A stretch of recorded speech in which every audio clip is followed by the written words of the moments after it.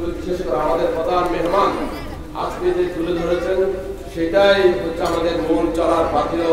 সেই ভিত্তিতে আমাদের জীবনকে পরিচালনা করার চেষ্টা করতে হবে। প্রিয় ভাইয়েরা, আমি শুধু যে একটি কথাই বলবো যে আলহামদুলিল্লাহ গত 5ই আগস্টের পরে আমরা একটা নতুন স্বাধীন এবং মুক্ত স্বাধীন বাংলাদেশ পেয়েছি। এই নিয়ামতকে আমাদেরকে ঐক্যবদ্ধভাবে রক্ষা করতে হবে। আল্লাহ রাব্বুল আলামিনের পক্ষ থেকে যেমন আল্লাহ ঘোষণা দিয়েছেন, হুয়াল্লাযী আরসালা রাসূলুহু বিল হুদা ওয়া দীনিল হাক্কি লিইয়ুযহিরাহু আলা দ্বীনি কুল্লিহি ওয়া কাফা বিল্লাহি শাহীদা। আল্লাহ রাসূলকে আল্লাহ রাব্বুল আলামিন এই দুনিয়ার মধ্যে আল্লাহর দ্বীন প্রতিষ্ঠার জন্য প্রেরণ করেছিলেন এবং সেটাই হচ্ছে আল্লাহ রাসূলের মূল দায়িত্ব।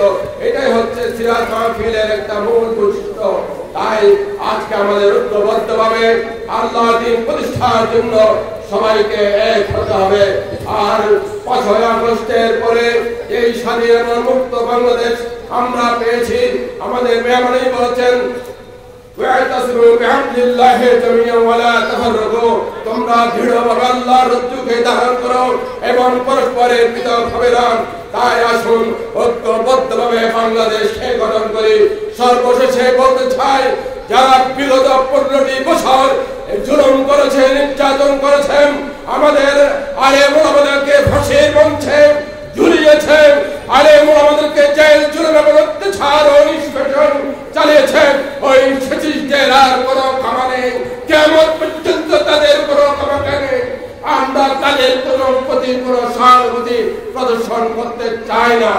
আজকে যারা রক্ত দিয়েছে, যারা জুলুম নির্যাতনের সম্মুখীন হয়েছে, যারা দিনের পর দিন কারান্তরের অন্ধকার কারাকষ্টে যারা তাদের জীবন অতিবাহিত করেছে, যাদের মা বোন এবং যারা তাদের ঘর বাড়ি ছেড়ে বিদেশ বিভুঁইয়ে ছিল, তারা থাকতে পারে নাই, আজকে তাই নতুন বাংলাদেশকে শাসন করবে।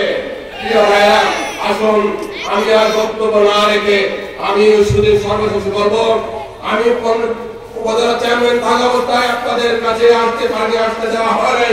ওই জালিম সরকার, ওই জালিম যে মুনাফিক ছিল, আমাদের সংগ্রামী মেহমান তার চরিত্র সম্পর্কে আপনাদের সামনে তুলে ধরেছে।